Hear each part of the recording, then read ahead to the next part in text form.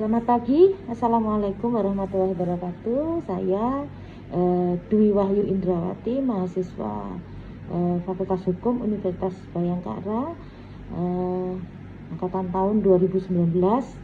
Pagi ini saya mendapatkan tugas untuk membuat video selama 10 menit untuk suatu tulisan yang menjadi salah satu tugas untuk mata kuliah di Fakultas Hukum Universitas Bayangkara.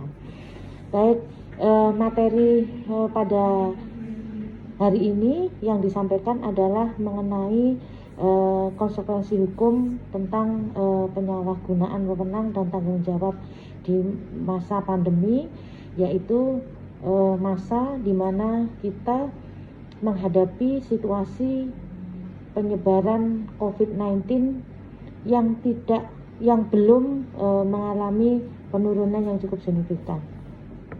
Nah, di sini sudah jelas di makalah tersebut saya paparkan bahwa data terakhir untuk COVID-19 secara pandemi, secara nasional maupun regional itu masih tetap mengalami peningkatan yang sangat signifikan. Nah, di sini tentunya akan sangat berpengaruh terhadap policy dan kebijakan yang akan diambil oleh masing-masing institusi yang mempunyai kewenangan dalam hal penanganan COVID-19. Saya sendiri kebetulan bertugas di salah satu rumah sakit rujukan COVID-19 di wilayah Sidoarjo. Nah, di sini sangat membutuhkan juklak atau petunjuk teknis ya.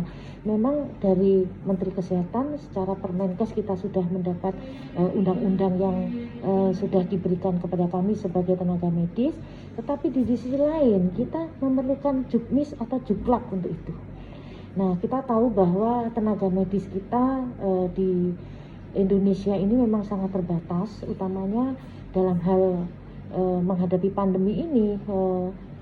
Salah satu spesialisasi yang sangat dibutuhkan adalah spesialisasi paru, jadi dokter spesialis paru. Kita tahu bahwa di Indonesia ini hanya memiliki sekitar 1.106 dokter spesialis paru, itu belum termasuk dokter spesialis paru yang akhirnya bekerja di garda belakang ini sudah mengalami positif dan mereka akhirnya dipanggil oleh Yang Maha Kuasa. Nah, dengan peningkatan yang terus-menerus bahwa COVID-19 ini merupakan pandemi yang menyeluruh, baik itu sifatnya skala nasional maupun internasional. Nah, di sini kami mungkin sebagai pelaksana medis di lapangan banyak sekali kendala yang memang harus mempunyai kekuatan hukum.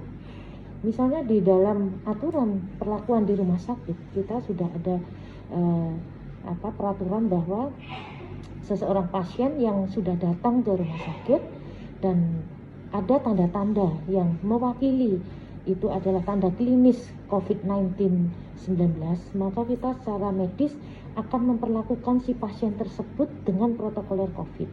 Namun apa yang terjadi dalam menindaklanjuti suatu undang-undang yang memang sudah disahkan oleh Kementerian Kesehatan? Ternyata di lapangan itu kadang justru membuat bumerang bagi kita sebagai seorang tenaga medis.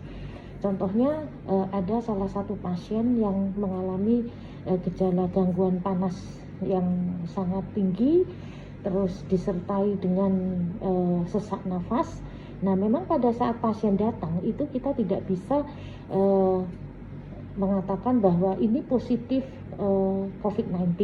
Namun secara prosedural atau secara protokoler kita harus tetap melakukan itu secara protokoler COVID-19. Namun apa yang terjadi di lapangan, pihak keluarga atau kadang bahkan pihak ketiga itu tidak menghendaki diberlakukan seperti itu, sehingga ada komplain kepada para tenaga medis yang ada di lapangan. Nah, kita ini sudah mempunyai SOP atau protokoler untuk melaksanakan tindakan secara medis, dan itu sudah diatur dalam Permenkes yang sudah disahkan dan itu sudah diterjunkan untuk menghadapi COVID-19.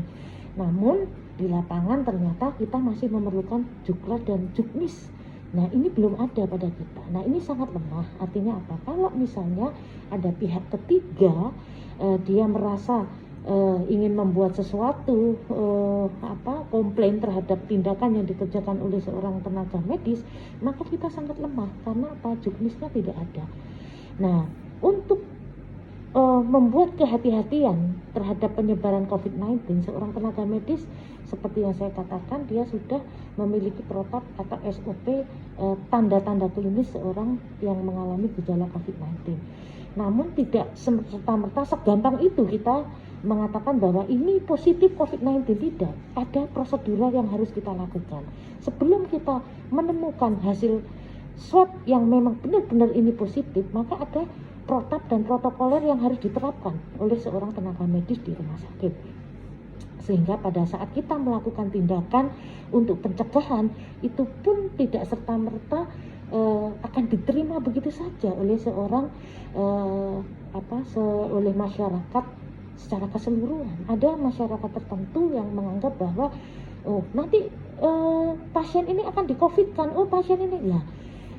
Seperti itu yang saat ini sudah beredar di masyarakat, bahwa hal tersebut merupakan kesalahan dari rumah sakit atau kesalahan dari seorang tenaga medis. Padahal kita ini melakukan seperti itu adalah dalam rangka untuk kehati-hatian.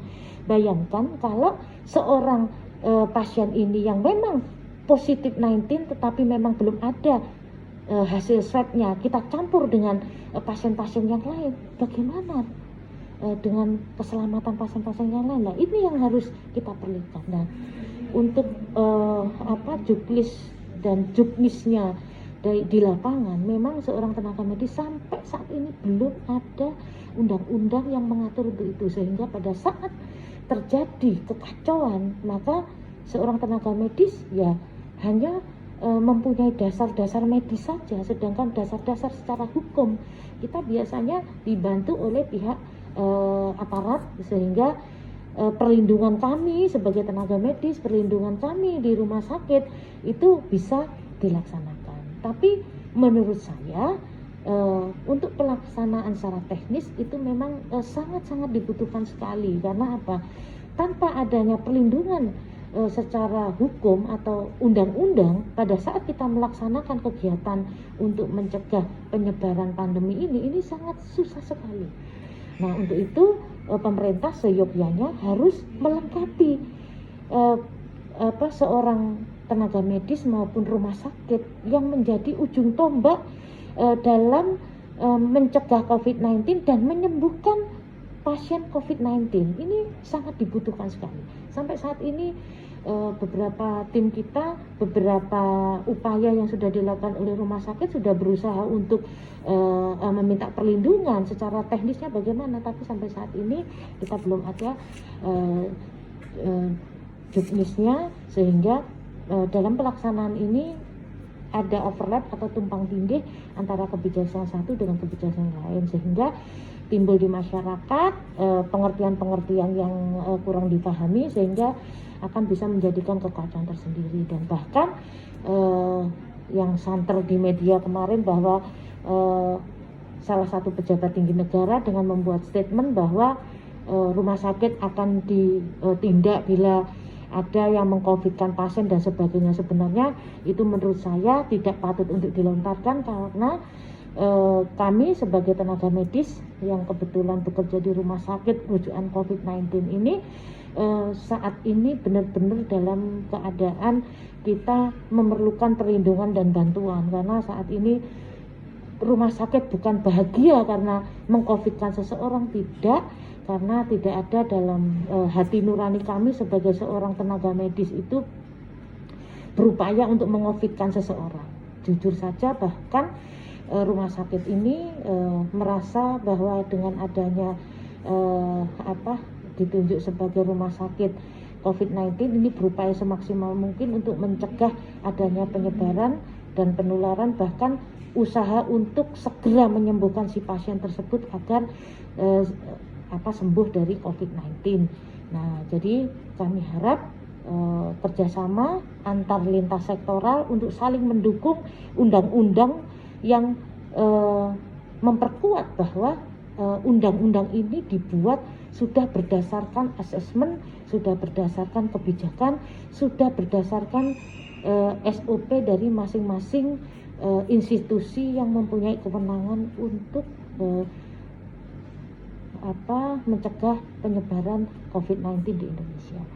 Oke, selamat pagi, terima kasih. Assalamualaikum warahmatullahi wabarakatuh.